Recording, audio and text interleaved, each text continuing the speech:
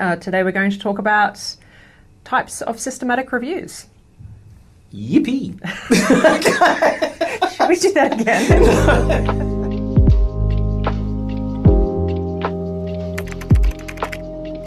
One thing that people always get confused about when they're starting a systematic review is what type of systematic review that they should be doing. Yeah, that's a really good question, Jennifer, and I see that confusion really often as an editor. And when I see many protocols submitted to our journal, where sometimes people are going in the wrong direction for the type of review. And what is critical, I guess, the more important question than what is the type of review that I'm doing is what's my review question. And the type of review will naturally flow from the question that you're asking.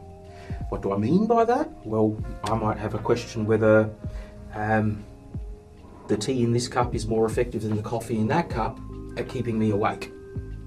That would be a question of intervention effectiveness, and I could do a randomized controlled trial of that. Mm-hmm. And when I do my review of effectiveness, I think about my question and I articulate that question in a PICO framework with an intervention of tea versus a comparator of coffee. Okay. Intervention effectiveness, that's the type of review. My question got me there. But you know, and I know that you're doing lots of different types of reviews. Some look quite a bit different to this. Tell us about those. Yeah, I work a lot with risk factors, and so I do reviews of causal or risk factors. And that might look like more of a naturalistic setting in the primary research. So participants could be exposed to, say, sunlight, and we might want to look at whether they later develop skin cancer. And so that would be a systematic review of etiology and risk factors. But I know there's also systematic reviews of tests. Do you know much about systematic reviews of diagnostic tests?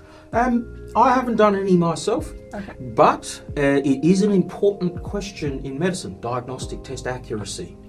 Mm-hmm. And there are, one of the keys to diagnosis is to get the diagnosis right in as efficient and minimally invasive way as possible.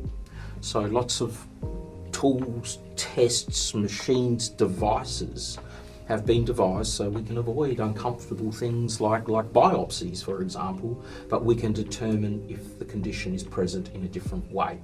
And these reviews get that evidence between, I guess, our gold standard test and the new test to see how accurate they are. So yes, that's another question that leads to another type of systematic review. Oh, we might also want to know, say, how common something is. Would that be a systematic review of prevalence or incidence? I think you're spot on. If we're trying to work out often these are questions of burden of disease, for example, really important questions for health policymakers because generally the bigger problems need tackling first. So that's where health dollars may be directed. But to understand that, we need to understand the size of the problem.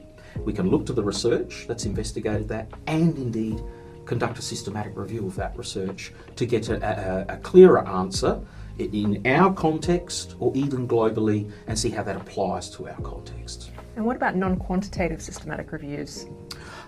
Well, I'm glad you mentioned that. JBI, many years ago, really started to as an organisation, really focused on helping nurses use evidence to inform their practice. And if you think about what goes on in healthcare, oftentimes it's the doctor, it's the medico who's dealing with treatment intervention. And it's the nurses who are really dealing with care. And the type of research that informs care can look quite different. It might be about asking the patients how they're experiencing that intervention, how they've experienced their interaction with healthcare professionals, how they experience the follow-up that's required following the treatment they've received. And that isn't just about counting numbers, it's really about asking, about interviewing. So the data that comes along is very different. It's called qualitative research. So the question that leads us to the qualitative research is quite different to what leads us to intervention effectiveness. And similarly, the review question that will lead us to a qualitative systematic review is quite different, and it will include a different type of evidence. So what I'm hearing is you start with a question, you understand how to answer that question using a particular method.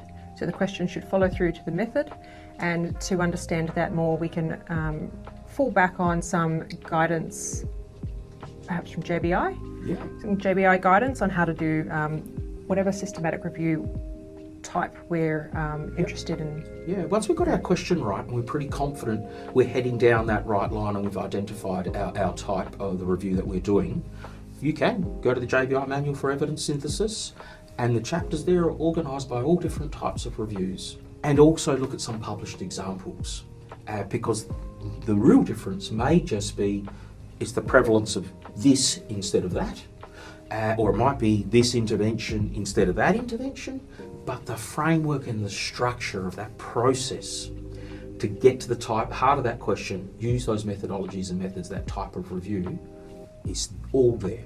Yep. And really helpful for authors to have a look at, I think. Okay, fantastic. I'll have to check it out.